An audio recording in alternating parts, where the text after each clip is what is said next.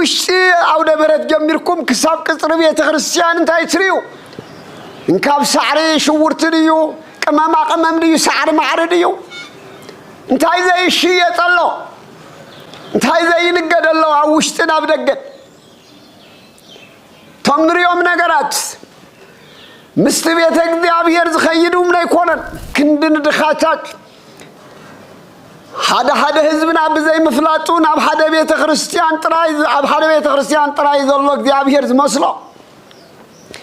ኣብ ዓበይቲ ካቴድራላትን ኣብ ዓበይቲ ገዳማትን ጥራይ ዘሎ እግዚአብሔር ዝመስሎ ኣብያተ ክርስቲያናት ኣብ ሓደጋ ወዲቀን ዝዓጥናሉ ዑጣን ሲነን ዘቢብ ሲነን مجبريا سينن زخدنا له خدنا زقدسلون ويتقدسات سينم بيت مقدسنا يخون بيت خريستياننا تكون بيت خدتنا تكون عقل قلوتها عن فتاس حيطا كهناتات باقباو زي كونس ليابوز برحوة بعد تفيات بعد سرقتي بعد تقوها حالو يا خوينانو كهناتنا عسب دخامة ما يرخو زلو لقاونتنا عسب دخامة ما يرخو زلو مئمن عند خاتات قبوم تابيت خريستيان دارخ ويكونون يو سبات اب سلطان تقمطنا سبات تراي بسم آب وولد ومنفس قدوس أحدو أملاك زلالم سلاسي وبيتيني بيت الصلوت يسمي يبيه እግዚአብሔር كورانن كوراتن ملو كرنعات عالم كوينكم نزي منفساوي برنامج تسعو بملوهم لعلو خلون قدم خلون اتقباري سلام وهاب السلام أبو زل عالم أملاخنا እግዚአብሔር لمون كم تمالي بسلامن بتعنا نحليو بزحزي تقسكو رئيس ملختي حبيرنا قالوا خن مهار كنسمع خنقسس كنمكر سلازدالونا كبرن مسغانان نعو يخون نابلكو عملو كرنعات عالم نزلخم نتنبرو وغناتنا نخلخم ون اتوهاب السلام ابو زل العالم املاخنا እግዚአብሔር ابززلخم وخف العالم بسلامن بتعنا نخلوكم نخلنا ونخلونا قدوس فقادو يخونلنا كورانن كوراتن حزب እግዚአብሔር نهو لما انتي نبي እግዚአብሔር إساياس أمراف حمسان شدشتن فقد شوعات كابز ظلو حيل قال وين تابس تقصو حيل قال مبقس بمقبار حبيرنا خنصن حينامو እግዚአብሔር منفس قدوس نخلنا نعيخن عخاتكم نخجلصلنا نسمو قالو أبلبنا نخعرفلنا أب كند 30 سافره أب كند 600 فرا عفرينا ناي كبر ورستون خجبرنا أبز مدر نحلنا ون بقالو حبوناتن عقوتاتن خجبرنا ناي እግዚአብሔር منفس قدوس فقاد يخونلنا وبيتيني بيت صلوت يسمي يبيه እግዚአብሔር إذا تقصديو لعللنا كم جمرتو كاب معرف 56 تاب قطر شوعات كريو خلنا بتقرينيا خنبوم كلنا من تخردنا قال كدانا يون نزحلو كلاتهم نافتي تقدس امباي وي بيت مقدسي كوصوميه عوشتي بيت صلوتي ون كحقصوميه عبوشتي بيت صلوتي ون كحقصوم إيه زكاصل مسواعيتومن كلاات مسواعيتاتومن عاب مسوئيه انتسوؤو كقبلهم إيه بيتي نخلهم حزبتات بيت صلوت تباهيلو كصواعيو مويبن سلات قدوس قالو እግዚአብሔር ይመስገን ወይ ድማ ቃሉ ከምዝ ነገርና ዘተወክፈ ነብይ በስመ ነብይ አስበ ነብይ ነስም ሀበ እግዚአብሔር በነብይ ስም ነት ነብይ ዝቀበል ዋጋ እስቲ ነብይ ኮስድዩ ኩራንን ኩራትን ህዝብ እግዚአብሔር አብዚዩ አትኩርና خريو ዝግባእና ቤተይ ቤት ጸሎት ይባሃል ብዝብሊና ንርኢ ቤተይ ቤት ጸሎት ይባሃል ሎሚ መብዝሕትና ኣብዚ ዘለና ግንዛቤ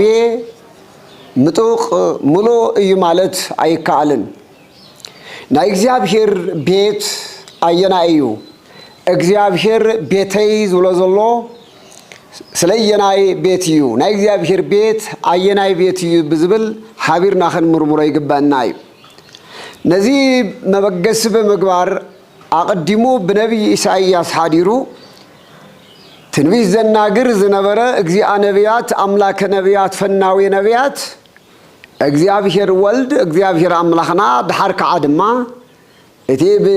ነቢያት ዘናገሮ እቲ በአበው ሓዲሩ ብስዋኤ እናቆፀሩ ዝቆፅርዎ ዝነበሩ ስዋኤታችን ወይ ድማ ዝንገር ዝነበረ ትንቢት ምስ ተፈጸመ ናባና ናብ ምድሪ መፅኡ ካብታ ብርክቲ ድንግል ኣዴና ድንግል ማርያም ተወሊዱ ወንጌለ መንግስተ ሰማያት እናሰበኸ ኣብ ኢየሩሳሌም ኣብ ዝንቀሳቀሰሉ ጊዜ እውን ዝናይ ኢሳይያስ ቃል ዝናይ ልበ አምላኽ ዳዊት እውን ቃል መሰረት ብምግባር እንሆ በዓል ከዓ እውን እዚ ቃል እዚኡ ከም ዝስዕብ ገይሩ ጠቂስዎ ንረኽቦ ወንጌላዊ ማቴዎስ ኣብ ዝፀሓፎ ኣብ ምዕራፍ 21 ቁፅሪ 13 እውን ክርኢ ከለና ቤትየሰ ቤተ ጸሎት ይሰመይ ወአንቱምሰ ረሰይክምዎ በአተፈያት ወሰረቅት ይብል እንታይ ማለት እዩ ቤተይ ቤት ጸሎት ይበሃል ንስኻትኩም ግና በዓቲ ሰረቅትን በዓቲ ጉሓሎትን ገበርክምዎ ይብል ባር ብዛዕባ እዚኡ ኢና ክርኢ መጀመርያ ብነቢያት ሓዲሩ ቤተይ ዝብሎ ዘሎ ነየናይ ምዃኑ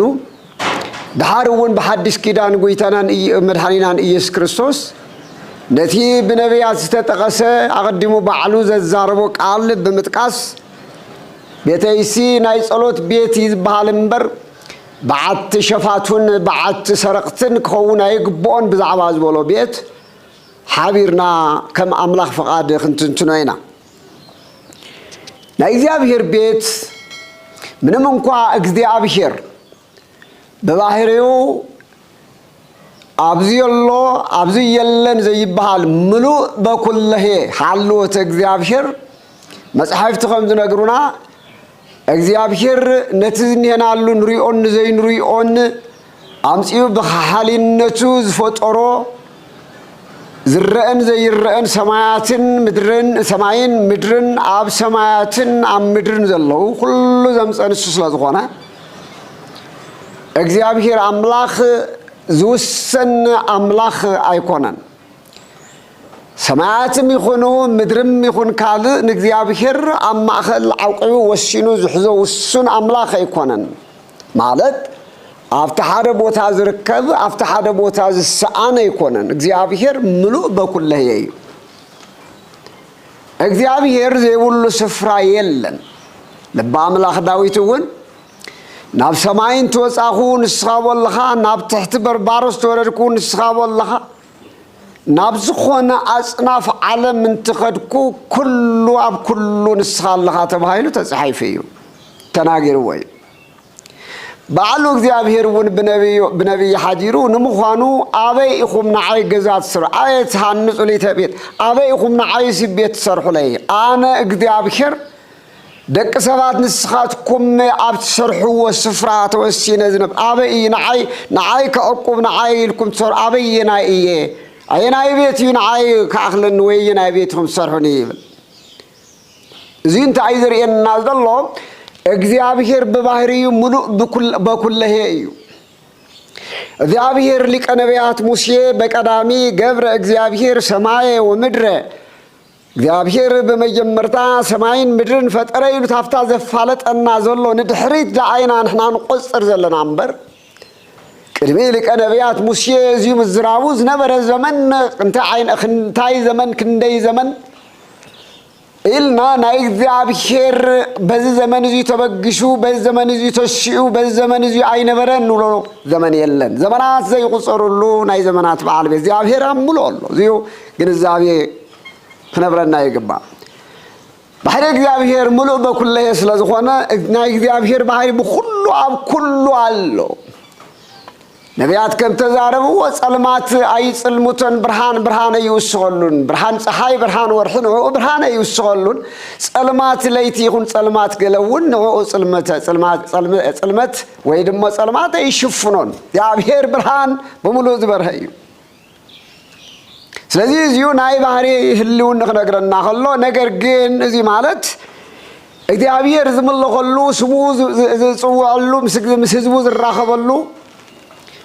ህዝብ እግዚአብሔርን ህዝብ እግዚአብሔርን ዝራኸቡሉ ግን ዝምስገነሉ ዝቅደሰሉ ዝውደሰሉ ግን ቦታ ቤት አለ ወይ ከይንጋገ ናይ እግዚአብሔር ካድማ እግዚአብሔር ክብሩ ዝገልጸሉ አሽንኳይዶ ባዕሉ አዚዙ ዘስርሖም ቤተ መቅደሳት ይቅረሞ ምኩራባት ይቅረሞ በሐዲስ ኪዳን ቤተ ክርስቲያን ይቅረሞ እግዚአብሔር አምላክ ዘሐረዮም ቦታታት ሆነለው ወይ እግዚአብሔር አምላክ ናቱ ናይ ክብሩ መግለጽ ገይሩ ዘሐረዮም እምባታት ሆነለው ወይ ካምባታት ደብረ ጽዮን ክርኸለና ደብረ ሲና ክርኸለና ቀደም በዓል ደብረ ታቦር ክርኸለና ባህታዊ ገዳም ኮይኑ ወናዓና ንኸርኤና 4 መዓልትን 4 ለይትን ዝጾመ ቆሮንቶስ እምባ ቆሮንቶስ ወንተራና ደብረ ዘይት ወንተራና ብዙሓት እግዚአብሔር ዘሐረዮም ናይ ክብሩ መግለጽ ዝኾኑ ዝተቀደሱ ስፍራታት ወነለው ወይ ደቀሰባት ወን ዝኸለልዎም ካደም በፍቃድ እግዚአብሔር ገዳማት ተሪናዮም አድባራት ተሪናዮም ዚዮም ናይ እግዚአብሔር ዘሐረዮም ቦታታት አለውዮም ስፍራታት አለውዮም ታፍቶም ካላአት ፍሊዝ ወሉ ታም ካላአት እምባታት ታም ካላአት ሩዋርዋታት ዝወጽውን ናይ እግዚአብሔር ናይ ክብሩ መግለጽ ዝኾኑ ስፍራታት አለውዮም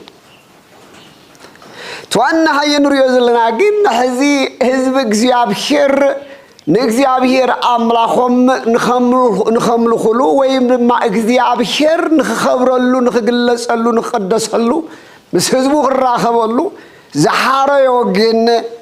ስፍራ ቤት አለው ወይ በብሉይ ኪዳን ቅድም ኢልና እንተሪናዮ ካብ ደብተራ ኦሪት ጀሚርና ከሳብ ቤተ መቅደስ ናይ ሶሎሞን ዝነበረ ስፍራ እንተሪናዮ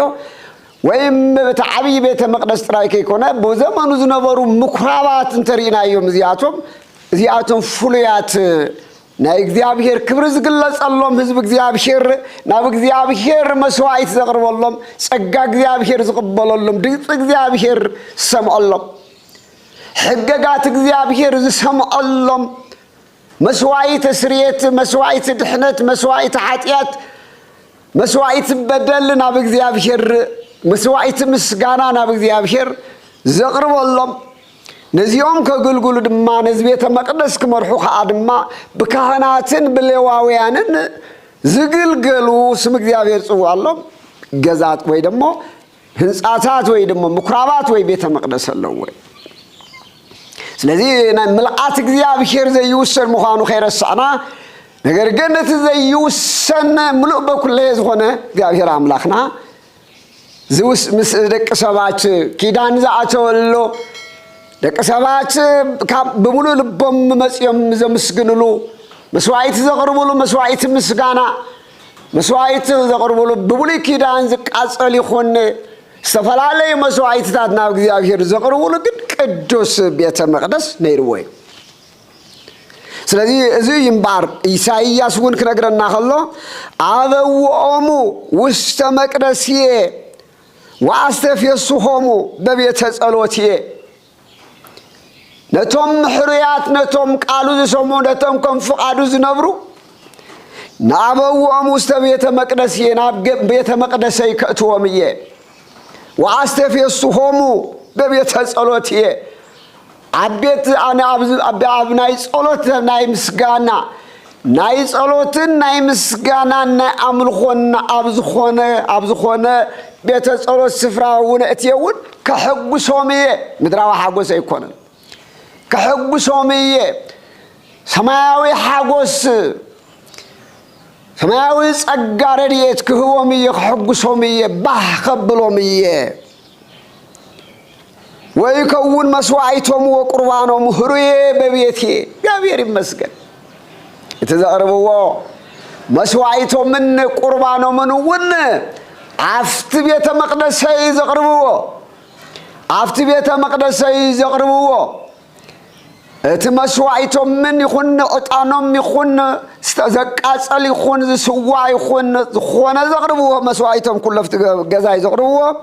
እዚህ አደም ቁርባኖም ምን መስዋዕቶም ምን ከአ አብ ቅድመ ህሩይ እዩ ህሩይ ወብየት የን መስዋዕቶም ወቁርባኖም ህሩይ ስለዚህ መስዋዕቶም ምን ቁርባኖም ምን ባህሩይ እዩ ቀበሉ እዩ እግዚአብሔር ናይ አብየል መስዋዕት ከምዝ ተቀበለ ናይዞም ከምዚሎም መስዋዕት ዘቀርቡል ናይዚ አቶም ወንድማ ነዚ ህሩይ ምሩጽ ሆነ نعون كقبلوا مية معذا مسواعيتهم كشت تويه كقبلوا مية وبيتيني بيت صلوت يسمي اتجزاي ونايس صلوت جزاي يبال حزب እግዚአብሔር ካህናትና ዲያቆናትና ምእመናትና ነስተውል ናይ እግዚአብሔር በብሉይ ኪዳን ሪአዝኔቶ ቤተ መቅደስ ዋና ዓላማ በዛ አይነት እዚሁ እግዚአብሔር ከተገልገል እግዚአብሔር መስዋዕት ከተቀርብ ንባዕላውን አብአዛቱ ሰባቱን ክባር ኹላ ዝተቀደሰት ናይ ጸሎት ቤት ዓላማ አኻሊ ይብላል እታናይ ኦሪት ቤተ መቅደስ በልዋ ምኹራብ ዓላማ ሓንትን ይን ዚያድማ ንእግዚአብሔር አምላኽ መምላኽ ይሕግ እግዚአብሔር ምትርጓም እዩ ህዝብን ዝነበሩ ምስ እግዚአብሔር ምርኻብ እዩ نزبدلو سريت زولا تاب እግዚአብሔር ምሕረት ዝቅበሉላ በሐፂሩ ናይ እግዚአብሔር ከተማ ናይ እግዚአብሔር ቃል ዝንገረላ ቤተ እግዚአብሔር ቤተ ጸሎት ቤተ ምህልላ ቤት ፍቅሪ ያ ታብያ ወፃ ኻሊ ዓላማ ይብላ አብዛ ቤተ መቅደስ ያ ዘግልግሉ ዝተሐረዩን ውሱን ዝኾነ ግልጽ ዝኾነ ጽሩይ ዝሆነ መምርሒቡ ወሚና እግዚአብሔር ቃል ማእኸል ገይሮም ህዝብ እግዚአብሔር ካንጹ ናብ እግዚአብሔር መስዋዕት ከቅርቡ ህዝብ ክብድል ከሎ ምንት በደል ህዝቢ ምንት ትበደል ህዝብ ናብ እግዚአብሔር መስዋዕት ከቅርቡ መስዋዕት ምስጋናውን ከቅርቡ ሕግ እግዚአብሔርን ክትርጉሙ ክታስታብዚ ዝወፅእ ምንም አይነት ካሊ ክገብሩላ ዘይኽሉ እቶም ካህናትን ሊቃነ ካህናትን ሌዋውያን ዲያቆናትን ወንዚያተቡን አገልግሎቶም እግዚአብሔር ህዝብ እግዚአብሔር ምግልጋሊ አመንጎ እግዚአብሔርን መንጎ ደቅ ሰባትን ጠጠውይሎም መተዓረቅት ኮይኖም ዝነበሩ ንግዚያዊ ኃጢያን ደቅ ሰባት አማእኸል ዝቆም ዚያቶም ካ አገልግሎቶም ታውዚ ወፃ ኻሊ የብሎም አብዚ ቤተ መቅደስ ካብሊ ትርፍ የብሎም زيرو سلازي نزوم حرياتي كون دي تلتلو نبي እግዚአብሔር ኤርሚያስ ከአነዚ በተቃራኒ ነግረና زي استقدس بيت مقدس كحلوون ويدማ ابزي تقدس بيت مقدس كغلغلو ናብ እግዚአብሔር መስዋዕት ቁርባን ከቅርቡ ወይድማ እቶም አመንቱውን ናውአትዮም ንክንስሁ ናብ እግዚአብሔር ምስጋና ከቅርቡ ወይድማ መሐረና ሁሉ ዝቀርቡ ቶም ካህናት ጥራይ ከይኮነ ቶም በሐፈሹ መራሕቲ ህዝብ ይኹን ህዝብ በሙሉ ካድማ አብዚ ቤተ መቅደስ አትየሙን ካሊ ዝገብሩ ለመንገድ ይብል ላይ ጸሎቶም ናይ ንሶም ቦታ እዩ ስለዚህ ታብዚ ውጽ እንትብል ከሎ ድማ ኤርሚያስ ከአኹም ይብለና አሎ ትንቢተ ኤርሚያስ ይነግረና ዘሎ መጽኹም ወን ስመይ አብዚ ጽውዕሉ አብዚ ቤት ዙይ አብ ቅድመይ ቆይንኩም እዚ ጽዩፍ ዝኾነ ነገር አይ ገበርናን በልኩም ተቃራኒ ልብበሉ አንተ ወዝብለና ብዛዕባቶም ሕሩያት ጽቡቃት ዝኾኑ አገልግልቲ ሕዝብ ለና ደማ ተመልከቱ እቲ ቤተ መቅደስ እንታፍቲ ዝተዋህቦ ሐላፍነት ወጽዩ ናይ ዘይኩነ ዓመጽ ናይ ግዕዝይና ናይ ሸፋቹ ናይ ጉሓሉ ቤተ መቅደስ ናይ ጸሎት ካብ ምዃን ወጽዩ ናይ ምስጋና ካብ ምዃን ወጽዩ እቶም ናይ ጸሎትን ናይ ምስጋናን ክገብርዎ ሓላፍነት ዝተዋሃቦም ካህናት ሊቃነ ካህናት ነቲ ቅዱስ ስፍራ ነቲ ናይ ጸሎት ስፍራ ነቲ ናይ ምስጋና ስፍራ ነቲ ናይ ስርየት ስፍራ ነቲ ናይ እግዚአብሔር ዙፋን ዝተዘርግሐሉ ድምፂ እግዚአብሔር ናይ ስምዐሉ ስፍራ አውጽዮም ከዓ ድማ ናይ ምንታይ ገይሮሞ ናይ ጓሓሉን ናይ ዓመፀኛቻችን ናይ ርክሰችን ስፍራ ኣብ ዝገበሩ ድማ ብነቢይ ሓዲሩ እግዚአብሔር ከምዚ ኢሉ እንትግስጾም ንሪኢ ኣለና እንታይ በሎም ማለት እዩ እግዚአብሔር ወፂኹም እውን ስመይ ኣብ ዝተፀውዐሉ ስመይ ኣብ ዝተፀውዐሉ ኣብዚ ቤት እዚ ኣብዚ ቤተ ጸሎት እዚ ኣብ ቅድመይ ቆይምኩም እዚ ጽዩፍ ዝኾነ ነገር ኣይገበርናን ትብለለኹም ጥዑያት መሲልኩም አገልገልት መሲልኩም መምህራን መሲልኩም ካህናት መሲልኩም ዲያቆናት መሲልኩም ሰባኺያን መሲልኩም አመንቲ ምእመናን መሲልኩም ምእመናት መሲልክን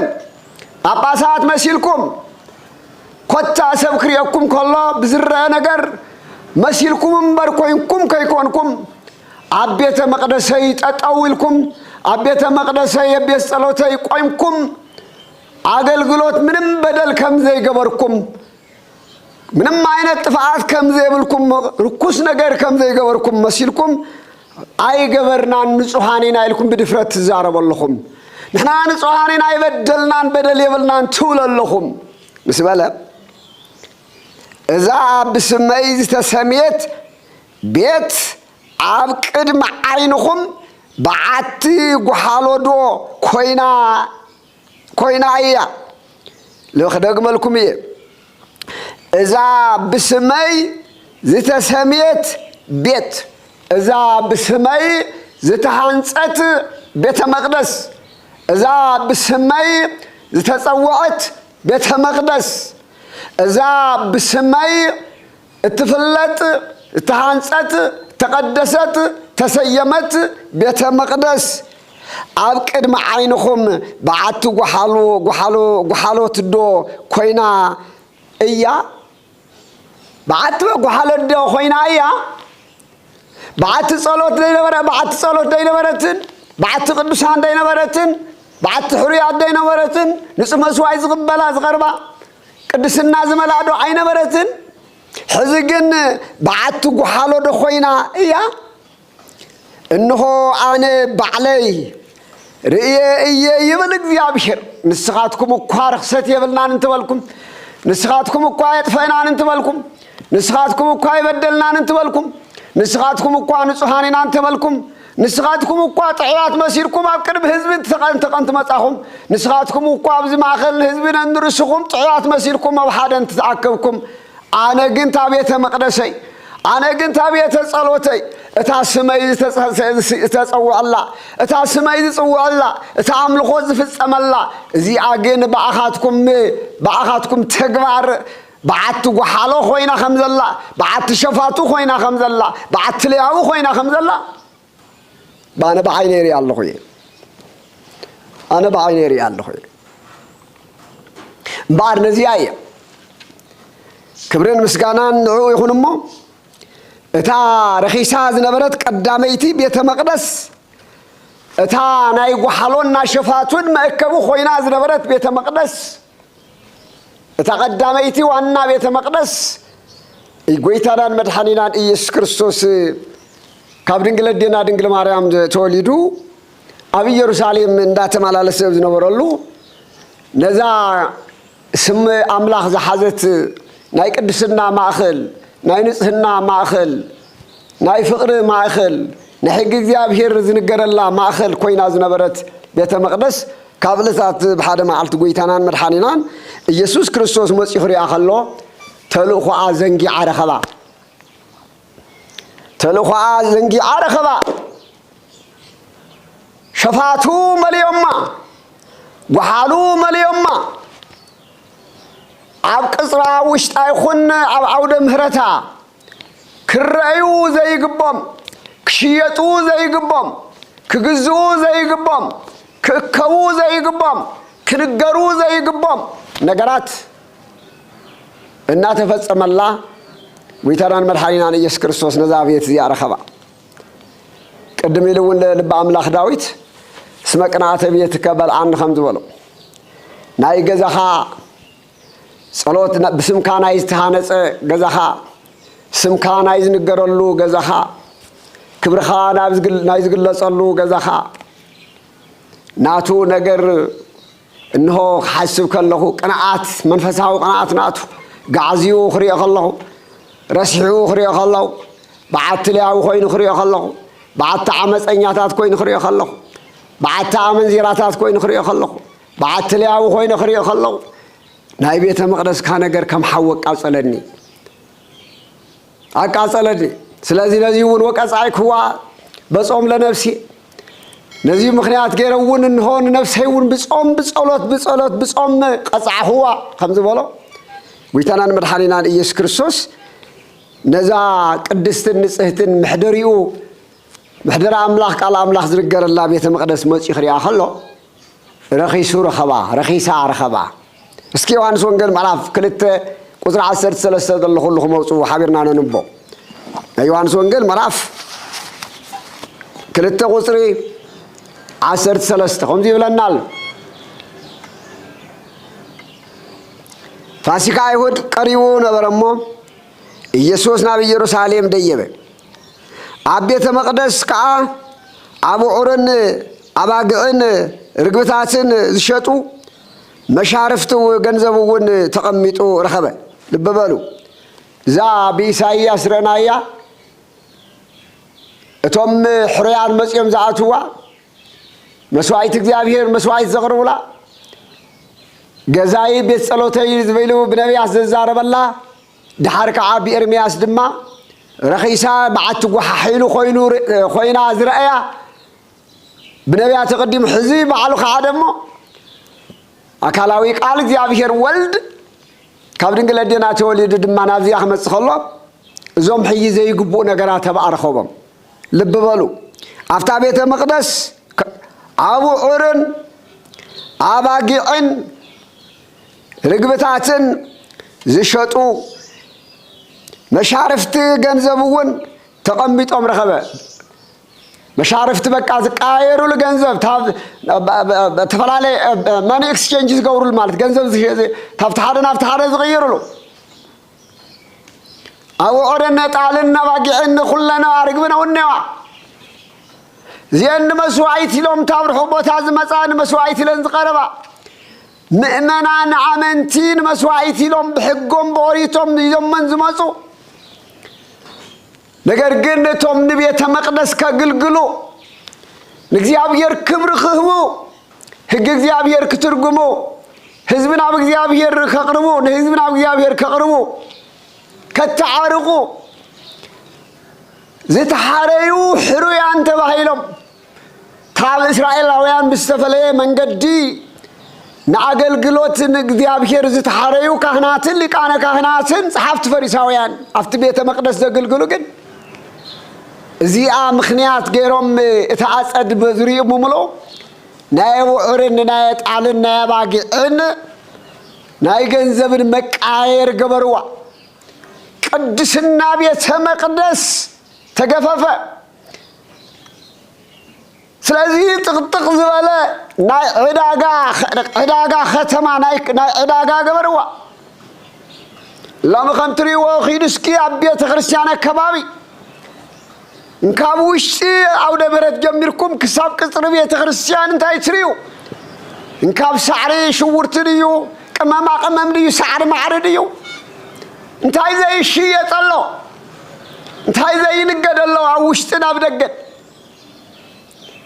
ተምሪዮም ነገራት ምስት ቤተ እግዚአብሔር ዝኸይዱም ናይ ኮነን ገሊውን በብጊዜው እንዳአከብካ ኣብ ክንድን ድኻታት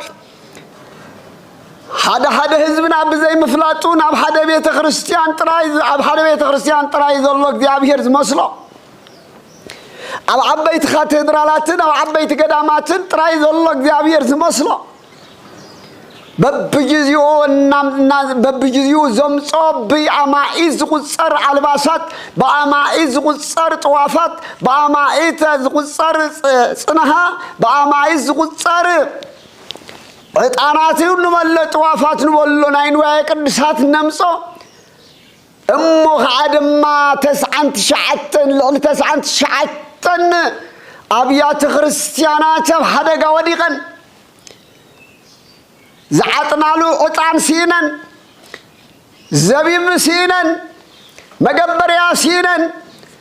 زخدنالو خدان زقدسلون ويا قدسات سينم بمبراس صلمات توحيتم زر عبيت قدامات عبيت بوتاتات كد زغل ذاتو النامصا ملشن عداغا غيرنو كشبشبو كنقدالو كجارتو بمليونات كوصو يقولوا زي يتاريو زي تنا حدث كيدان ونزري خازلو አይሁዳውያን ሸምሾዝ ነው ካህናቱ ሁሉም ዝመጽዋው ዑር ዝመጽዋታል ዝመጽዋባጊ መተርጉማን ይገርም እኮ ይተንኮላቶም አምጺና ከፈብልና ያ ዛናይ ሊቃነ ካህናት አይሁድ ስራሐሲ ሐዳና ማምጺናት ይላያ አታታቲና ያ ሐዲስ ኪዳን አምጺና زن كل ما وعد زن كل ما طال تريوم تابر حقي ما ثم من قد سلز بزحم ما يسل مستمام سعر طميت مستمام يعبروا عبر تيلم وسكول كل تيلم مسوايته يقربون مسوايته وريت مخنياتو برز كون الله صري كون الله سو كون الله نعير سب كون الله سلازي اتزمس تيلبلو ديبلاولو تيلبلو بقعبلو وين عرايولو زخونه خمس خلقن انت دطاميو ببزح منقدي انت دو استفلالي منقدي يدكممو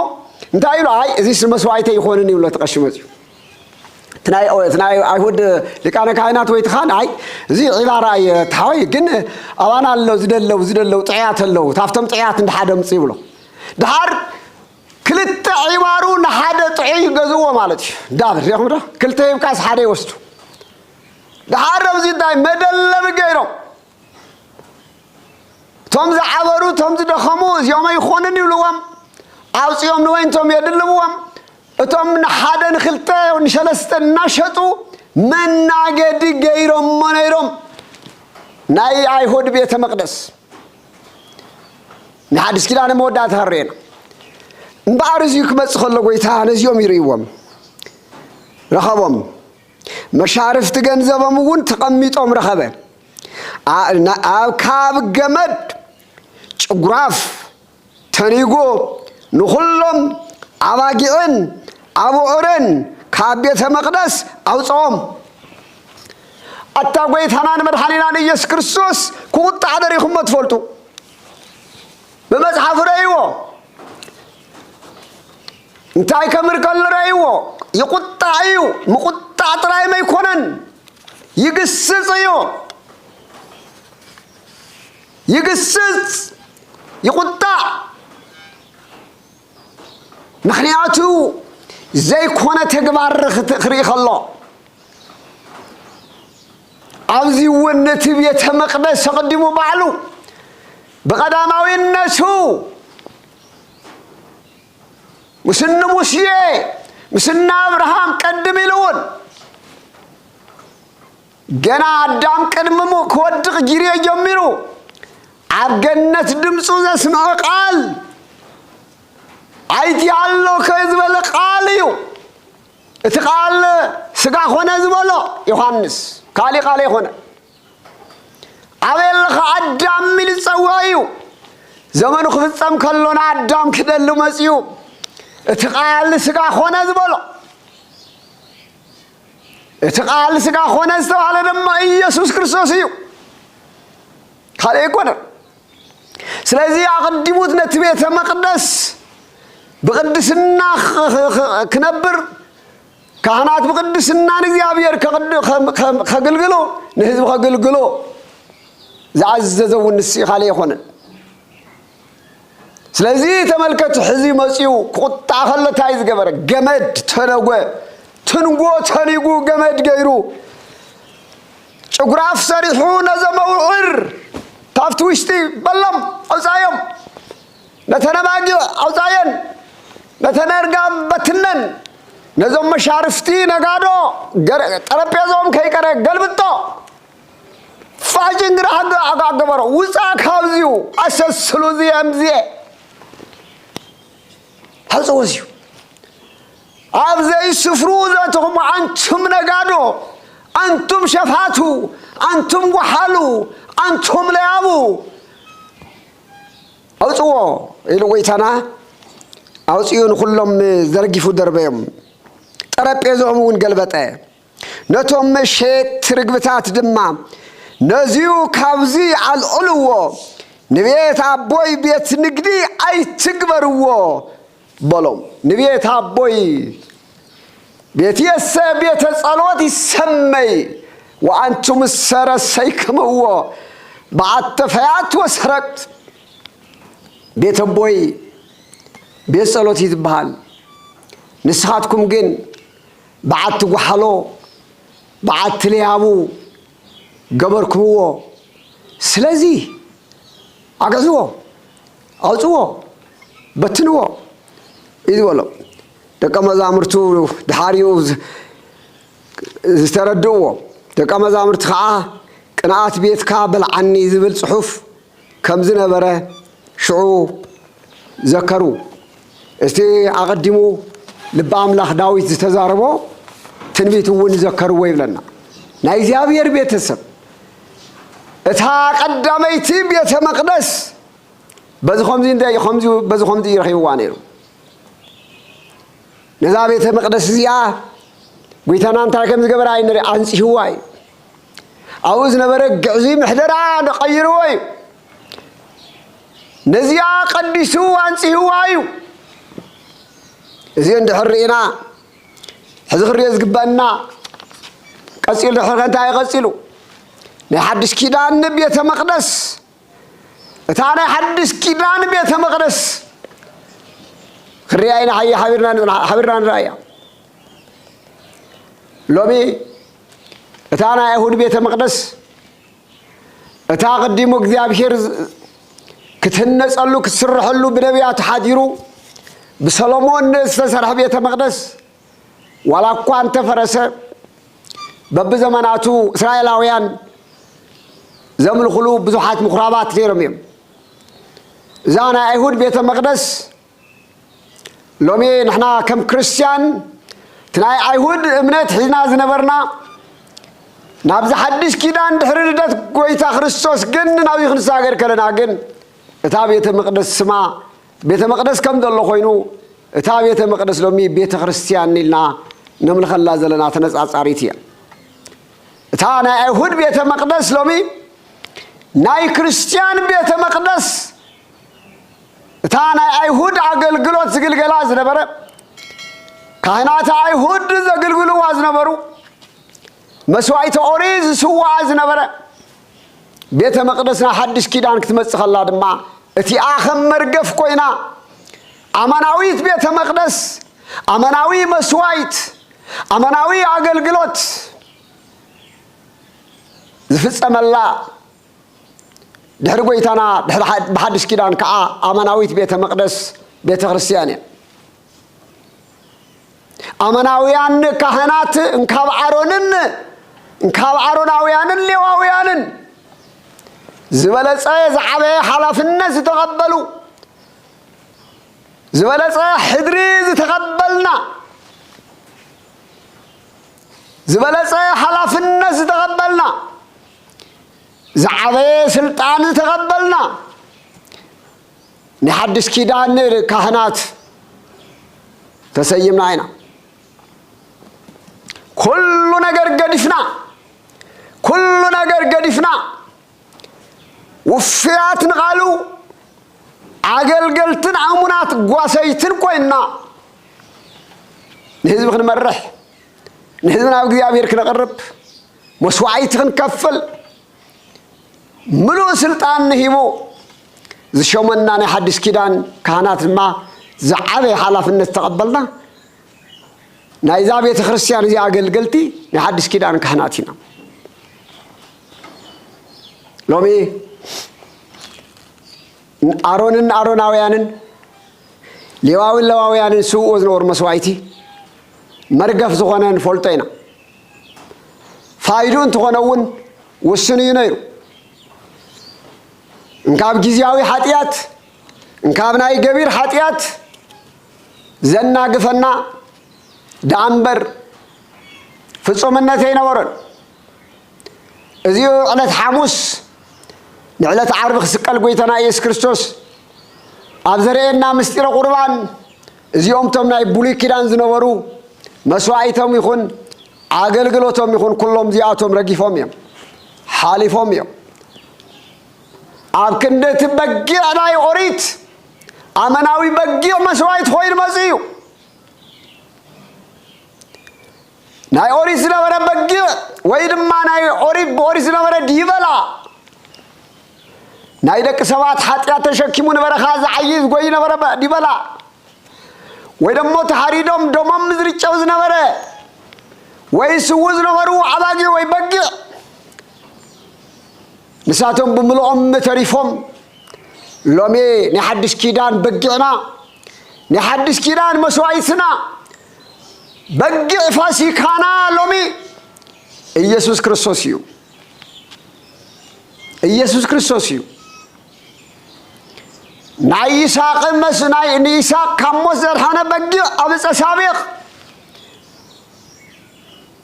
أبراهام كم زرا يوم خمس سوا بيزا إسحاق تسوى أبس أسابيق استفرخبه بقع مثالي يدخل له آمناوي بقع من تملو علم من تهزو علم كله عقصة بسكال زي سكال تسقيلو زي سوا آمناوي بقعنا نحدث كده بقعنا يس كريستوسيو ስለዚህ ትንስዎ ንሕና ካህናት ካልእ ይኾነ መስዋዕትና ንስዩ መስዋዕት ዝኾነና ዮሐንስ ወዲ ዘካርያስ እና ዮሐንስ ወዲ ዘብዴዎስ ኣብ ጸሓፎ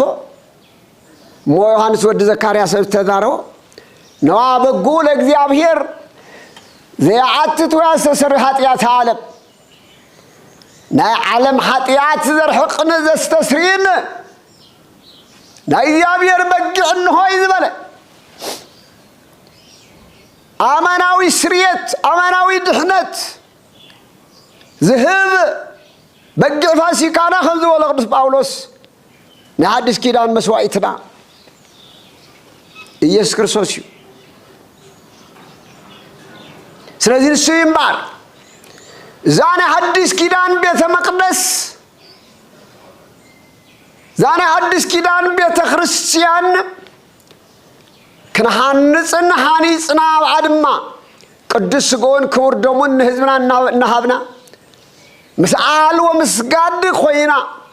ناي كل حزب مع حزاب بحبرت نا املاخهم زقربولا قدس غون كبر دمون زبلعلا ستيلا سريت حاتيا زرخولا بلك بكهنات بأماناويان كهنات قال እግዚአብሔር ዝንገረላ መስዋዕት እግዚአብሔር ዝቀርበላ የአመናዊት ለሐድስ ኪዳን ቤተ መቅደስና ቤተ ክርስቲያንና ስለዚህ ጎይታናን መድኃኒናን መስዋዕትና ንስ ኮይኑ ነዛ ቤተ መቅደስ እዚያ ነዛ ቤተ ክርስቲያን እዚያ ድማ ክልተ ነገር تعال بنسأل عنا نخبتي كلنا نردوينا نخزلنا خالي بيت مقدس تروم الله نقدمت بخالي أنكت وين بخالي خن موسينا بخالي ببل خالي يزور خن موسينا تأمنا خالي بيت مقدس تنا بيت مقدس سوينا نحن موسينا بخالي من قد حزقنا أفتي دولو أمناوي أفتي نيوز الله أفتي محدرينا أفتي مسألة لنا لببل بارزي توم كهنات نايلومي توم نايبولي كدان حالفهم يوم لنا تمنا يقبل كيدان سوود نور كلهم هذا كيفهم يوم تم كهنات ون مرقف يوم لو من يحدش كيدان جنز بلس ناين لنا حالات الناس تقبل ناين لنا كسامس تزوعنا إلنا ክርስቶስ ባዕሉ ክህነትናውን ካብ ቡሊዝ መጽኸ ይቆነስ ብዙ ሰው ይርዶን በተለይ ካብ ኢትዮጵያውያን ይገርምኒ ክህነቶምን ምንጽጻር ካብ ቡሊ ኪዳን አምጽዮም ዘር ገር ከም ዘር ቆጽሮ በተሐይዘሞዮም ንክስናውን ተሆነ ከም ዘር አምጽዮም በተሐይዘሞዮም ንታሪክ ተቆይኑ ጽቦዩ نتوفيتاوي نجرت نسوكت نتمرت توين صبوي هو المثال إن الله قد استأقسم بقول كده نون بكهنات بناي لك بكهنات عيهود بسرعة عيهود لواويان نيرم مايو كهنات نيرم مايو مسوعي توريد سولا نيرم مايو نجر جنزياتهم حدش كده عنك ما تخلوجن مستنا حدش كده عنك ما تخلوجن نايزياتهم مقلقلات بمسوا أبونا سلامة كسات يبرهان كما تخلقن نايتياتو موت عقيتو يتريفيو سلازي تناي قدم زنبره خم تاريخ نمصون تزيكوينا اتكهنت ناي عروناو كهنت نامنا حدث كيدان كهنت جن سنسلتو تطابقي مالت جن حدا عينت مالت جن يكون ناي ايهود بيت ناي ايهوداويان نا كهنت انكاب عروناوي ليواوي بزرز مصيو زرعاويو عليتاوي زرعوي كاب عرن وصا كاب لوي وصا كان يهونن زي تعرفيو غيتانا حساب غيتانا يسكسو حساب ولد ንክስናውን ተሆነት በተመሳሳላይ ሐረግ ጌታና ኢየሱስ ክርስቶስ ሙአንበሳ ዘም ነገደ ይሁዳ እንካብ ይሁዳ ዘሪዝ ወጽ እተአመናዊ አንበሳ እተአመናዊ ዝኾነ ጌታና ኢየሱስ ክርስቶስ ሙአንበሳ ዘም ነገደ ይሁዳ ዝተባሃለል ታብ ይሁዳ ነገድ አንበሳ ጥቦታ ደቦላ አንበሳ ወጽ ዝተባሃለሉ ጌታና ኢየሱስ ክርስቶስ ክሳብ ዝውለድ እትርክስኑ ናይ ባህሪ ገንዘው ክነቱ ናይ ባህሪ ገንዘው ዝኾነ ክልቲየ ነው ይድ ዝሓዘ ንክስናን ክነትን ናብ ናይ ባህሪ ገንዘው ዝገበረ ኢየሱስ ክርስቶስ ክሳብ ዝውለድ ብዘርኢ ነር ብሁልቲ ወግድ ንክስናን ብዘርእዩ ክነትን ብዘርእዩ ጌታና ክርስቶስ ኢየሱስ ክርስቶስ ዝተወለደ ድሓር ግን ዘር ዝበሃል የለን سائلاو خونكا احزاباو خونكا ملكيخا امنتي ملكيخا منفس قدس تصويكاي تيابير منفس قدس ناغلغلوت كساب تصويكا نخنات يكون ننكسنا يكون نصعدل نخلها تصويها ነገር ግን حريت يدليكا نكسنان كناتن ግን ሁሉ ዘርዓዊ አይኮነን ስለዚህ ናሐድስ ኪዳን ናይ ክነትና ምንጪ ናይ ክነትና ስር ወይም መዝውገሶ እንካፍቴ ናይ መልከጼዴቅ ምሳሌው መልከጼዴቅ ዝኾነሉ ታፍተ አመናው ሊቀ ካህናት ካብ ኢየሱስ ክርስቶስ ይዝብገስ ክነትና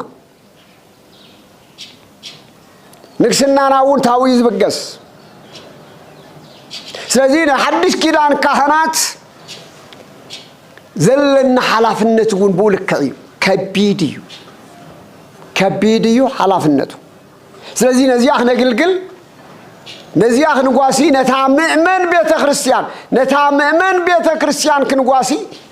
حلافነት ክሳዕሞት ተቀበልና ንሐዲስ ኪዳን ካህናቲና ንሐዲስ ኪዳን ካህናት ድማ ነታምእመን ቤተ ክርስቲያን ንጓሲና ምእመን ቤተ ክርስቲያን ከዓድማና አምላኻት ግዘሉ ተምልኾሉ ስጎንዶም ተቀበለሉ ሴት ኃጢአት ተቀበለሉ ሐቢራን እግዚአብሔር ተመስገነሉ ቤተ ክርስቲያን ተሰሪሃያ ሎም ቤተ ክርስቲያን እናንተ ትመስለላ በኋላይ ደረጃ ስለዚህ ሙለሱ ሎም ቤተ ክርስቲያንና ምሳና አይሁድ ቤተ ክርስቲያን እስከነጻጽራ ምሳና አይሁድ ቤተ መቅደስ እስከነጻጽራ አንቶኑ አመጀመሪያ ማخلናይት ቪዲዮ ከገልጸው ዝመኮር ኩሎም እንታይ ይመስል ነው እንታይ ትመስለላ ሎሚ ናይ ቡሊ ኪዳን ዝነበሩ አገልገልቲ ተጸረፉ ተራቁ አምላኽ ዝገሰጾም አለለከሙ ጻሕፍት ፈሪሳውያን ዝተባህሉ ሎሚ ምስናና ሎሚ ቤተ ክርስቲያንና እንታይ ትመስል ራይዋስኪ ቤተ ክርስቲያንና እንታይ ትመስለላ ናይ ንግድ ማእከል ደይ ገበርና ያኒና ናይ ሊያው ማእከል ደይ ገበርና ያኒና ናይ ሸፋት ማእከል ደይ ገበርና ያኒና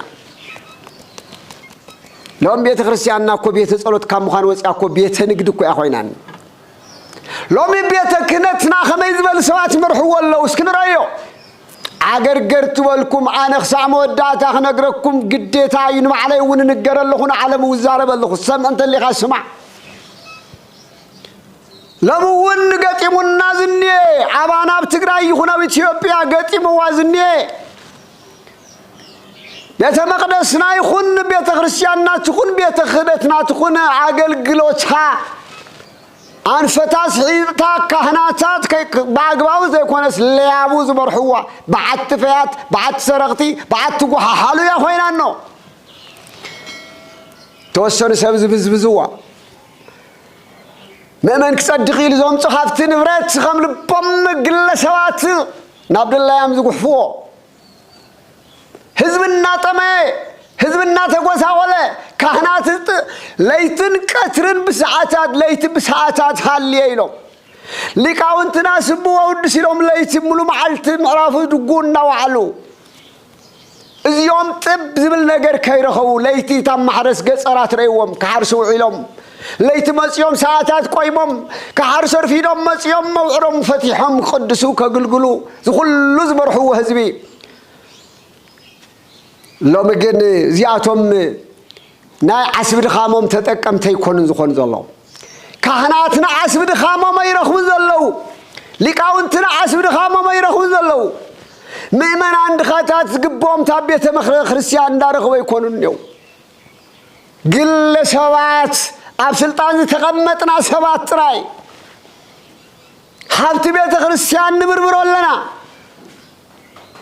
ناب لبنا ناب زمن عزمادنا نقلبلو علنا ناب حفتن دلو لنا انفسترات نغون لنا فوقات نقدر نسرح لنا نقعدو خوينا اننا زم كل قداماتنا عنونو يلوم ابن تمرتيتنا دخعيلوم اما كراز حزبنا ماخل ويسيو بعلبا سلاما جن ويدم خمايز مساسلنا جن نبيتنا فطرة مسيلنا زل حبت بيتك ديابير نمعررنا زمن عزمادنا ازيون ازرق ولدو كاهن كتنكحل لك دياقوناس نقحل لكم سواخيان كتنكحل لكم ميمنان كتنكحل لكم حزب كله كنكحل له وكلنا كنكحل لنا بيتك ديابير كون الله بيت الصلاة كون الله بيت قدسنا كون الله إذا كزارب كله زخبرك كابز حد نبريخا زخبرهم جنتهم نعملهم خبرهم زخوني زعان الزارو زي طعمهم نقادو يوم زعان الزارو زي طعمهم زمر عزمادهم زكويهم زعان الزارو زي طعمهم رساتهم بلينر كون زحسويهم زعان الزارو زي طعمهم مستير من كسنان مستير بسنان زي تردهم يوم زعان الزارو زي طعمهم عب مواقر رب سناسل زلو التساناسلو تاسر يوم تان الزارو زي طعمهم نايزي أبهير قال زتامو مطرع يوم سلازي وقناتي حزب تقرأي لقاون تقرأي كهانات تقرأي مأمنان تملكة عنده وانتهي لكم بيت مقدس سي زوريو من ناقر يوم غيرهم ويلكم بيت خريستيانكم ريوان أب كتما زلوا بيت خريستيان ريوان أب كتما زلوا بيت خريستيان اتندجنس زخونا عصواتنا تقرصه أوزنا ورد خاتاتنا تصرقوا فوقات يسرحن لزلو تفوقات كارانتاي ناي نقد ماخلات يكون الله اتغنزب كرام من يخير الله اتحافت من يوسد الله ريلي دخاتات يردوا لله كهنات يردوا لله دياقونات يردوا لله سواكان يردوا لله تمرت بيت لا يسرع الله ناي دخاتات منبر لا يسرع الله مالله نارغاويان مصور لا يسرع الله مالله من يبلع الله تحافتي حلف حالي فزريا بيت مخزيا خريستيان لومي بانكتات يوم زكاري وزلو لومي تفلالي بيت خريستيان يتريون فوق زريو رايو بانرات رايو مناي نقد باخلات يكون الله تاب إثيوبيا يجمركم كساب تقرايتو التعذبين زاروا ذلوا تردايو تردايو أنا قل حق نقرأ كله هتم كادات نتفينا ذلنا حزقون قوي ترى يسكرسوا جغرافيا العلا الليو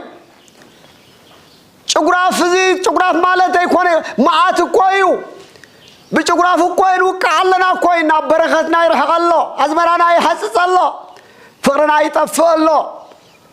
أي يردنا عند أمبر سلازي بيت يسب يتصلوت سمي لومي نقرتات أبيت زغلو شرطنا وتشيت صلال أبيات خرسيانات قصروسو ما يفدات يبلنن حصوا يبلنن سحل يبلنن طواف يبلنن شمع يبلنن مقارجة يبلنن الباسات يبلنن اطعان يبلنن سندال يبلنن كلن تفينين أبكت مازني واقن زعتون ناقو حفكا شرطنا وصخان نقد ما أخلت قبر اللخا سحتاتي يبلك على اللخوان صبح زي السر ملحاسي اللخوان سلازي يحزون هزبي زين أي من نقاح دول سلاز تدوله عقلهم زصوم سماتي تسريهم الله آخر وانجل نخي سبخ حق نخي نقر عندبتنا نخوص صعر حيلتات النيويوم على اليوم قدس باولوس كم دولو نايزيا بير قال يسرن حق يسرن دقيقة سيفانوس أبا سيفانوس كم دولو من تحقز قبض خفل مسواعي تخن كفل دامبر ناتفنا سخنا يدرين موغنا حزبي ازيو تقدام ايزيو نايت مرتنا رس نتايو بيت يسب يتصلوت السمي وانتم السرسيكم وباتفيات ويكعدما وبيت يني بيتصلوت السمي بيغزابير እግዚአብሔር ኮም ዚበለ ገዛይሲ ቤተይሲ ናይ ጸሎት ቤት ላይ ይባል እንበር ናይሊያው ቤት ማዕቆበይ ይባል ከም ዝበሎ ቤትና ነጽርዮ አብያተ ክርስቲያናትና በጥባት ንረየን ምሕደራና ነስተኻኸል ዚ ሃይማኖታዊ ጉዳይ ይኮን ቀኖናዊ ጉዳይ ይኮን ቤትና ነጽሪ ገገዛና ነጽሪ አብያተ ክርስቲያናት ብለን ዘለና ምሕደራ ቤተ ክህነት ትግራይ ብዝተኻለ መጠን ክነጽሮ ይግባ ኣብቲ ትክክለኛ መስመር ኩሉ ወይታ ከምዘረቦ ዝድርበዩ ዝወጽኹ ዝጓሓፉ ጉሓፈሎም እታ ቅዱስ ቤተ መቅደስ ቅዱስ ከውና ምግባር ኩልና አጃምና ክንዋጻ መጸዋዕታይ እንተቅርበልኩም በኻላይ ቪዲዮ بخلاي ملخت خنراخبنا اتي زعابي بيت مقدس على نسخاتكم المخانا دمهرينا